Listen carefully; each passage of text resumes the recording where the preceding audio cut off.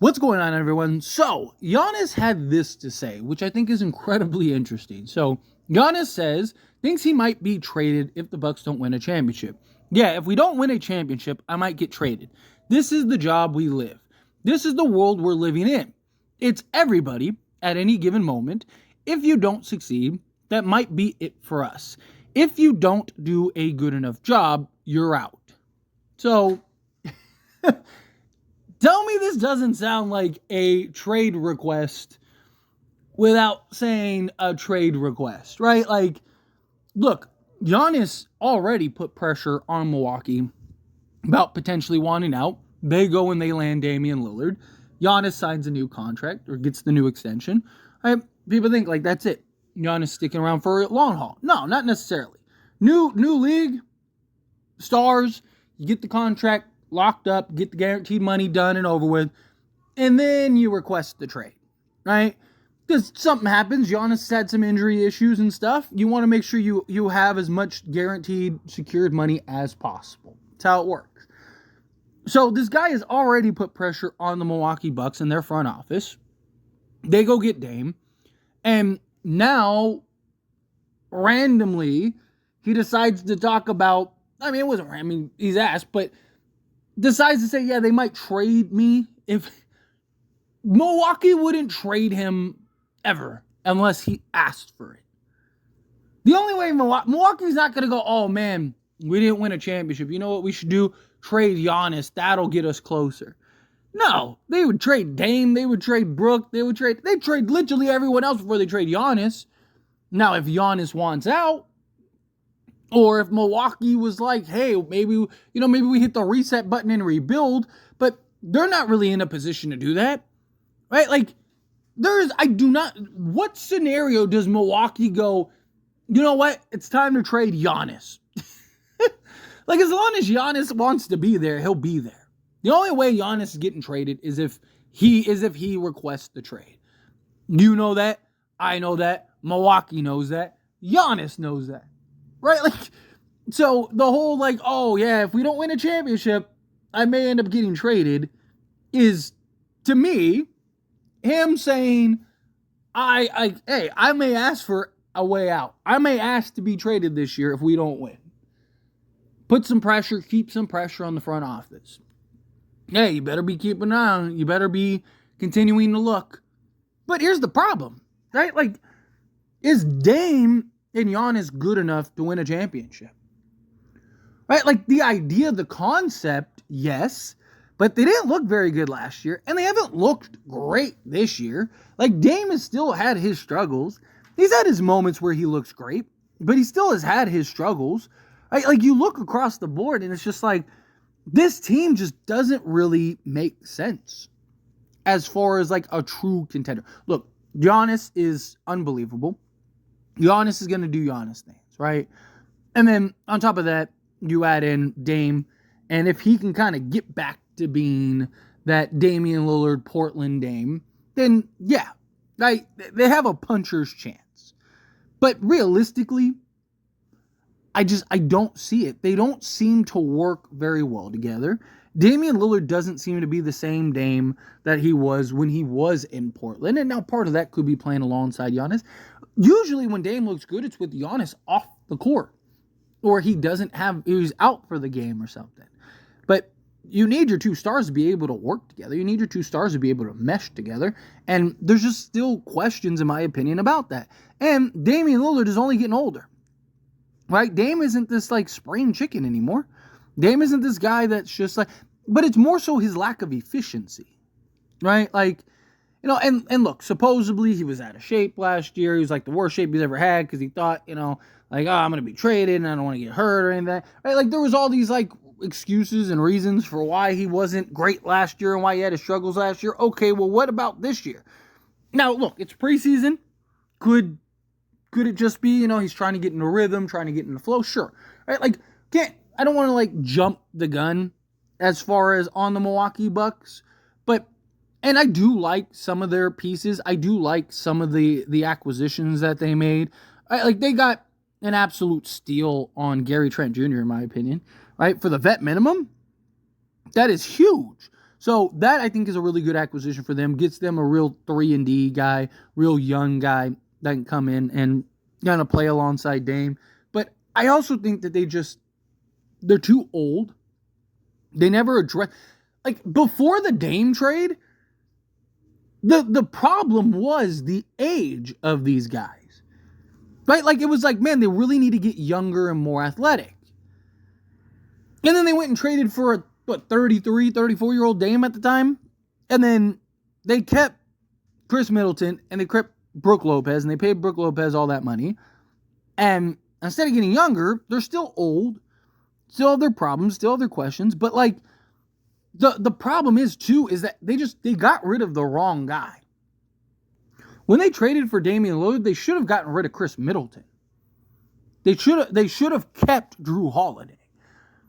Right? Because, again, Middleton, yes, when he's healthy and he's on and stuff, but he's had his injury issues. But Damian Lillard is a liability on the defensive side. Damian Lillard is the guy that you need to have that point of attack, that 3-and-D guy. Drew Holiday just gives you more of what this team needs. Somebody slotted alongside Dame that can handle the defensive burden, on most nights be your third guy, on the occasional random night be your second guy. Basically what we saw from Milwaukee when Drew Holiday was on Milwaukee and they won the championship. Right? Drew Holiday could be your second guy. Brook Lopez, I get it's like, okay, well, who's your center if you let go of Brook Lopez? But I don't think that they should have gave him so much money. I don't look at Milwaukee and go, they're a top 5 team in the league. I don't think that they are. Giannis is an incredible talent. But I think the Knicks and the Celtics are better than them. I think if the Sixers and Paul George can stay healthy, he's already having injury issues and concerns. But if he can stay healthy and they can kind of work it out, I think the Sixers are better than them. I think Milwaukee, at best, is going to be the 4th seed in the Eastern Conference. Right? I think that, I think we'll see what teams like the Cleveland Cavaliers do this season. Indiana Pacers.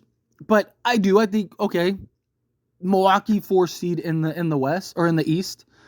Right? But how realistic are they to win a championship? Like, I don't think that they can beat the Knicks in a 7-game series. I don't think that they can beat the Celtics in a 7-game series.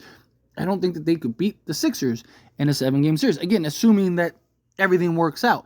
I just like their roster, their depth more. I just think they have better overall pieces across the board. It's not just Dame and Giannis.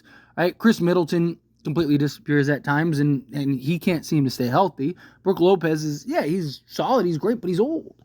Right? Like, it's just, I don't think that this team is built to go win a championship right now. I don't.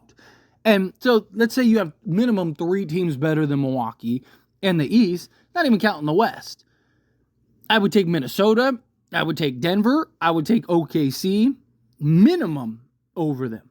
Well, that's at least 3 teams minimum I would take over the Milwaukee Bucks.